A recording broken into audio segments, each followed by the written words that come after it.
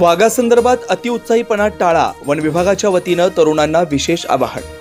वाघ दिसला तरी अतिउत्साहानं पुढे जाऊ नये किंवा त्याचा पाठलाग करू नये. लहान मुलांना आणि 50 वर्षापुढील वयस्क लोकांची विशेष काळजी घ्यावी आणि वन विभागानं दिलेल्या सूचनांचं तंतोतंत पालन करावं. घाबरू नये, फक्त काळजी घ्यावी.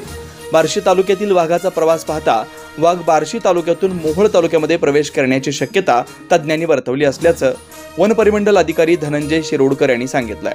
शेतकऱ्यांनी रात्रीच्या वेळी शेतात जाताना एकटं न जाता 4-5 जणांनी एकत्र जावं. वाघ सदृश प्राणी आढळल्यास त्याच्यावर हल्ला करू नये.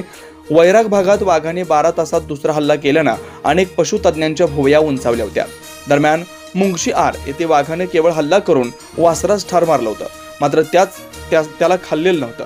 त्यामुळे दुसरा हल्ला सासुरे आणि राळेरास हद्दीत केला असावा असा अंदाज वन विभागाचे परिमंडल अधिकारी धनंजय शिरोडकर यांनी व्यक्त केला.